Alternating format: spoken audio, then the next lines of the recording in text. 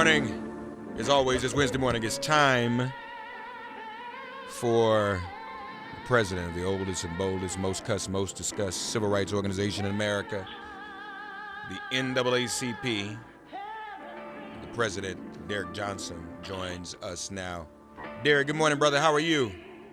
Good morning, Mark. How are you doing? Just fine, man. Good to have you on this morning. What's your reaction to the State of the Union last night? I really enjoyed Stacey Abrams' response. that was the real State of the Union.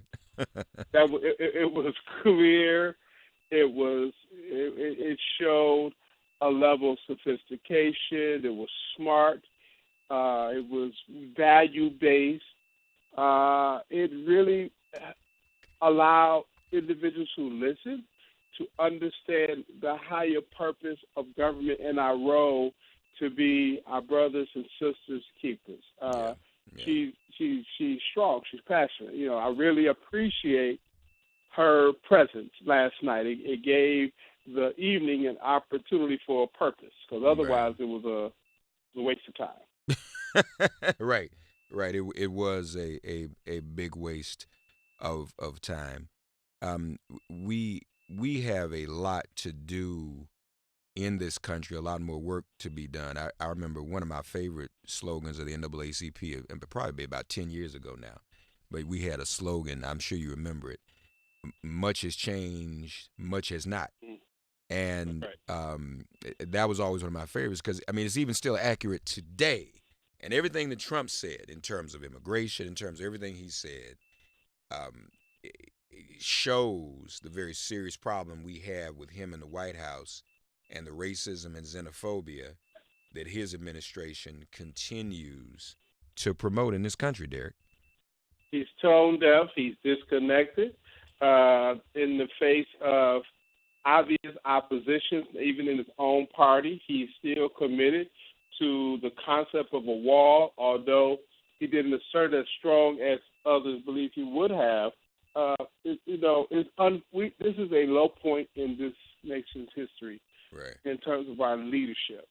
I mean, he's evil in terms of his animus against other racial groups, African Americans, Latinos, and others, and he's not that smart.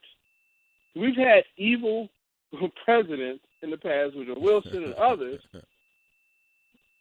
but they at least had something going on intellectually.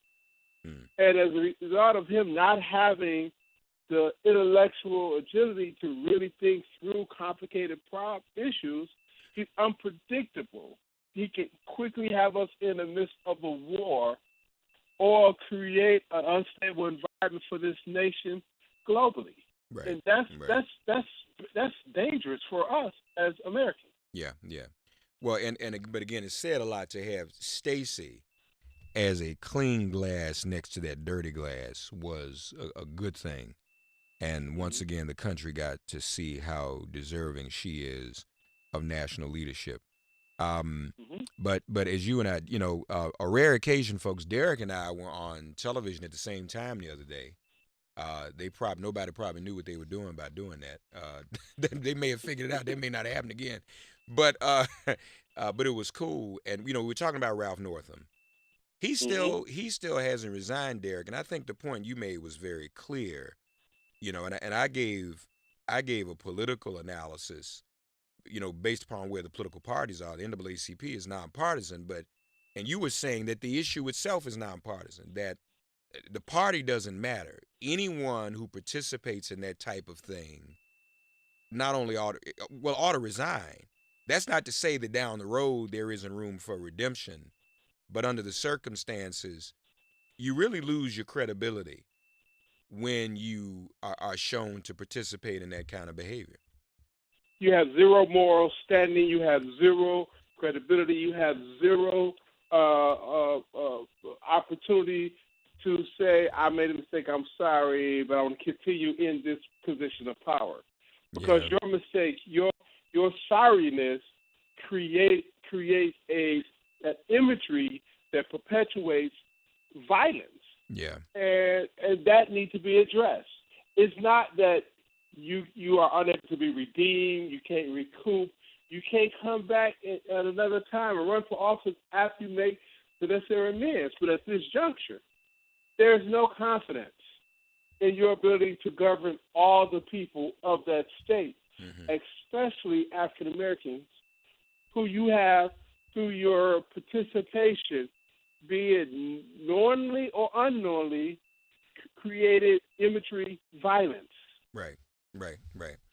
And as a voter registration organization, which the NAACP is, see, this is the other danger. We know that we have a great deal of voter apathy in America across the board, Derek. But we also know that that is an even greater challenge with African Americans and communities of color. Anytime you register people to vote, and NAACP register voters in Virginia, okay, you can't do that and then turn around and be nonchalant about somebody being in the governor's mansion who's been wearing blackface. Because those same voters that we registered say, wait a minute, Mark and Derek, why y'all got us registered to vote when people carry out that kind of behavior? That sends people right back to the place of, my vote doesn't count, it doesn't matter, the system is flawed and whatnot. So this has a lot of implications. Absolutely. And more to that point, for us, it matters not which political affiliation right. an individual associate with. It matters not, whether the person was nice when they were 4 years old or nice when they're 40, or it happened 35 years ago. We have to move beyond this Confederate mindset. This nation have yet to really address this notion of race, the Confederacy, slavery, and race relations. Yeah. You can't. You cannot be a white male from the South growing up in that environment and still embrace the Confederacy and yet want to be friends with the African American community. Yeah. Those two things don't exist. I can't be a Nazi and join the synagogue. Yeah. Right. That's right. That doesn't quite add up. Derek Johnson with us. So do we have any indication that this is close to being resolved? Well, let me ask you this way: have you yourself, on behalf of the NAACP, reached out to Governor Northam, or has he reached out to you at all? No. There was a conversation he had with our state council president. The message was sent then. That was on Friday. If there was any redeeming opportunity for the governor, it would have been after his statement Friday in a conversation. Okay. But Saturday sealed the deal. Yeah. It made it even worse. Yeah, you can't take accountability for what you did on Friday and then Saturday take it back, and then at the same time. But it was another incident where I did do blackface, but it was for Michael Jackson. It wasn't the regular old type of blackface, and I didn't use shoe polish because y'all know that's hard to get off. Right. Huh? He put he put a little bit on, Derek. I guess it's just a little bit of shoe polish, so that's supposed to be. Because y'all know that's hard to get off. No, we have to got to pivot out of this conversation. It's a distraction, and unfortunately, during this year the election in Virginia, it will determine the makeup of the Virginia, legislative body, and that makeup will draw the political boundary lines, and that's what's at stake here. Right. And unfortunately, because of his past action, his immediate team's inability to address that past action, we are now putting Virginians in jeopardy in terms of this year's election cycle and redistricting for next year. And that's frustrating to me because it's obvious what's taking place. Lastly, you've spoken out also about the person nominated to replace Brett Kavanaugh, Naomi Rao. I'm not sure if I'm pronouncing her name correctly. I mean, a lot of questions were raised in her hearing on yesterday. She's not a good nominee for the court either. It's more of the same. So we opposed Brett Kavanaugh when he was appointed to the same court based on his record. Right. And his record was one in which he would have fought against and did issues important to the African American community. The new nominee falls lockstep in the same vein, and this is concerning. The legacy of this presidency would be all of the antics he did, but that's the long-lasting impact of this presidency would be the appointments to the federal bench. Yeah. That's going to be a long-term problem for us, and it's concerning. And it's going to take years for us to recover from what's taking place now. What has taken place over the last 2 years, and what's possibly going to take place over the next 2 years with federal judicial appointments. Derek Johnson, folks, the president of the NAACP. Follow him at Derek NAACP on Twitter. And, of course, follow the NAACP as well on Twitter. Happy Black History Month. Derek, Rosa Parks' birthday was this week. Terrence Johnson's birthday. Terrence, I think, would have been 24 had he lived.